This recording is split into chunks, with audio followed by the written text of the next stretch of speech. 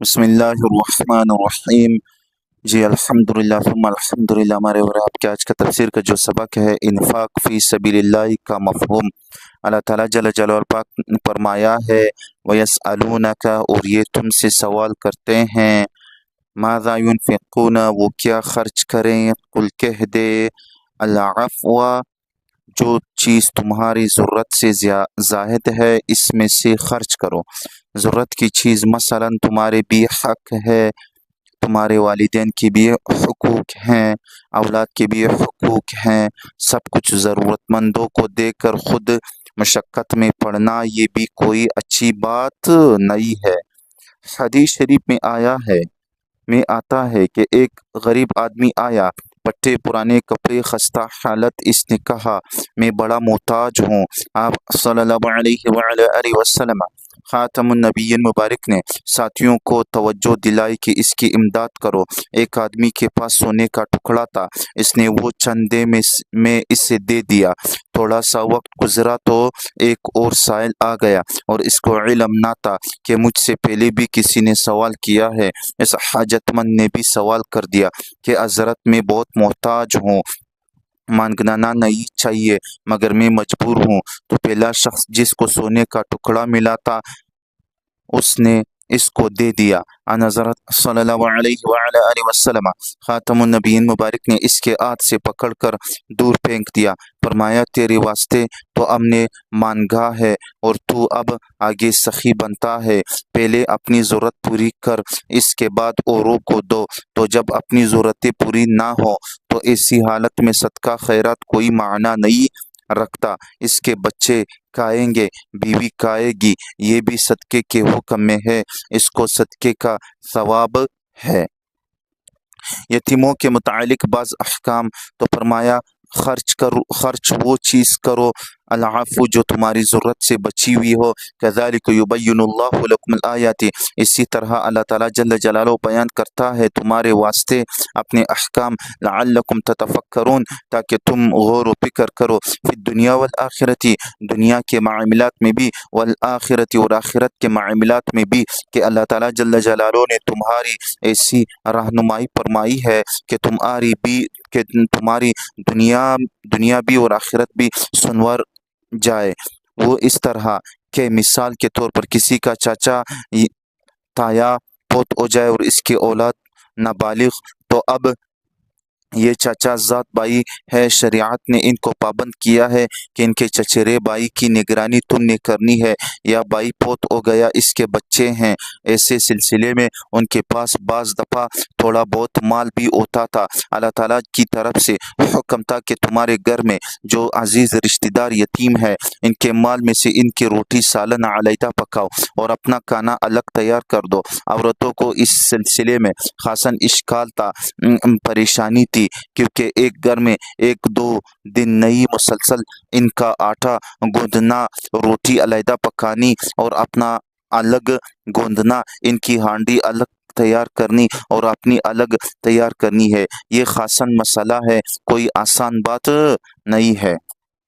اللہ تعالیٰ نے فرمایا ہے وَيَسْأَلُونَكَ عَنِ الْيَتَامَى، یہ تم سے یتیموں کے بارے میں سوال کرتے ہیں کہ حضرت ان کا کھانا الگ تیار کرنا، عورتیں کہتی ہے کہ یہ خاصاً مشکل ہے، قل کہہ دیجئے اصلاح لہم خیر، ان یتیموں کی خیر خواہی بہت بہتر ہے کہ ان کی کوئی چیز ضائع نہ ہو، وَإِن تُخَالِطُوهُمْ، اگر تم کھانے پینے میں ان کو ساتھ ملاؤ لو، فإخوانکم، پس وہ تمہارے بھائی ہے، یعنی اب تمہیں اجازت ہے۔ وہ اس طرح کی مثال کے طور پر یتیم بچہ 8 سال کا ہے تو اس کے آٹے میں سے جتنا تم اپنے 8 سال کے بچے کے واسطے آٹا استعمال کرتے ہو اور اس عمر کے بچے کے واسطے جتنا سالن کا خرچہ کرتے ہو، اس یتیم کے مال میں سے اتنا خرچ لے لو، پھر اس میں جو کمی بیشی ہوگی وہ تمہیں اللہ تعالیٰ جل جلالہ معاف فرمائے گا، نیت بری نہ ہو، کیونکہ انما الاعمال بالنیات، اعمال کا دار و مدار نیتوں پر ہے، نیت تمہاری مال یتیم کو کھانے کی نہ ہو۔ تو جب حکم یہ آ گیا تو عورتیں بڑی خوش ہوئیں کہ ہمارا مسئلہ حل ہو گیا، کیونکہ پہلی خاصی وقت تھی، لیکن رب تعالیٰ نے فرمایا کہ اس کو بھی یاد رکھے वल्लाहु यअलमुल मुफ़सिदा मिनल मुस्लिह। अल्लाह ताला जल्ल जलालो तुम में से फसाद करने वाले को और इस्लाह करने वाले को ये बखूबी जानता है कि तुम हिले बहाने से यतीम का माल खाना चाहते हो या इसके माल की इस्लाह करते हो। मामला अल्लाह ताला जल्ल जलालो के साथ है। सिर्फ यतीम को सामने ना रखो बल्कि रब ताला को खातिर हाजिर नाजिर समझो, आलिमुल गैब समझो और आलिमुम बिज़ाति सुदूर समझो। इस तरह ना करना कि अब तुम्हें शरकत की इजाज़त मिल गई तो पाँव आटा अपना डाल लिया और किलो इनको मिला लिया। वलौ शाअ अल्लाहु, अगर अल्लाह ताला चाहता, लअअनतकुम, अलबत्ता तुम्हें मशक्क़त में डाल देता। वो इस तरह के पहला हुक्म ही बरकरार रहता। इन्नल्लाह अज़ीज़ुन हकीम, बेशक अल्लाह ताला जल्ल जलालुहु गालिब है और हिकमत वाला है। और मसअला वला तनकिहुल मुशरिकाति, और निकाह न करो तुम शिरक करने वाली औरतों से, हत्ता युमिन्ना, यहाँ तक के वो ईमान ले आए। छठे पारे में यहूद और नसारा की औरतों के साथ निकाह की इजाज़त दी गई है इन शराइत के साथ करके जिनका लिहाज ज़रूरी है लेकिन पसंदीदा नहीं है।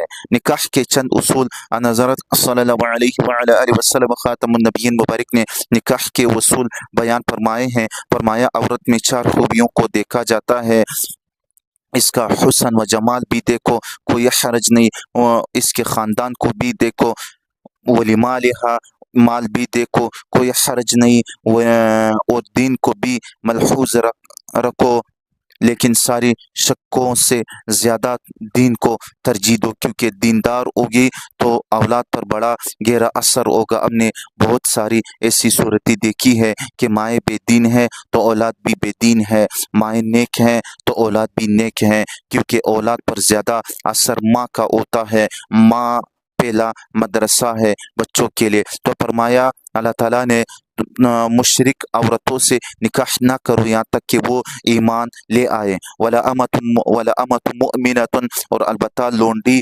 मुअमिना खैरुम मिन मुशरिकतिन, बेहतर है मुशरिक औरत से। वलौ अअजबतकुम, अगरचे मुशरिक औरत जो आज़ाद है तुम्हें बड़ी अच्छी लगे। इस ज़माने में ग़ुलामों को इस तरह हकीर समझते थे जिस तरह आजकल आजकल लोग कमी को समझते हैं, क्योंकि ज़ाहिर बात है कि ऊंचे ख़ानदान का किसी आदमी किसी कमी की लड़की से हतल वसी निकाह करने के लिए तैयार नहीं होता। और फरमाया अल्लाह ताला ने वला तुनकिहुल मुशरिकीना, और अपनी बेटियां और बहनें तुम निकाह करके ना दो मुशरिकों को, हत्ता युमिनु, यहाँ तक के वो ईमान ले आए। लेकिन आज तो बड़े फितने का दौर है, कई बातिल फिरके हैं, मसलन कैदियानी, मलऊन, ज़ंदीक, दज्जाल, कज़्ज़ाब है, मुनकिरीन हदीस है, राफिज़ी बदबख्त है, बहाई है, ज़िक्री है, शिरक में डूबे हुए लोग हैं। इन चीज़ों को सोचने वाले के रिश्ते में बड़ा फ़र्क है। मगर आज तो सिर्फ ये देखते हैं कि लड़का खूबसूरत हो, तालीम याफ्ता हो, बिजनेसमैन हो,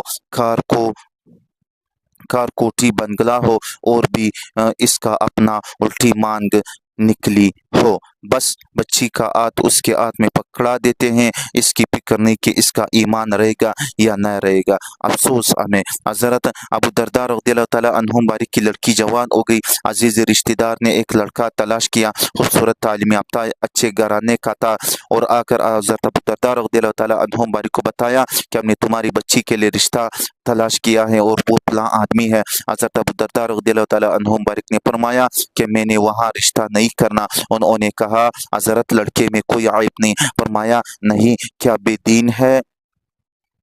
फरमाया नहीं। माल नहीं? फरमाया वो भी है, घर भी है, सब ज़रूरतें पूरी है, मगर इनके घर में लौंडियाँ काम करती है, तो मेरी बच्ची को सास और खुसर की खिदमत का मौका नहीं मिलेगा जिससे जन्नत आज से निकलेगा।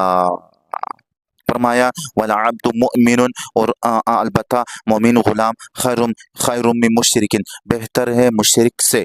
वलौ अअजबकुम, अगरचे वो मुशरिक तुम्हें शक्ल व सूरत के एतबार से, माल के लिहाज से, तालीम के लिहाज से बहुत अच्छा लगे, क्योंकि इस वास्ते के उलाइका यदउना इलन नारी, ये लोग जो शिरक करने वाले हैं तुम्हें आग यानी दोज़ख की दावत देते हैं। वल्लाहु यदउ इलल जन्नति, और अल्लाह ताला जल्ल जलालुहु तुम्हें जन्नत की तरफ बुलाता है।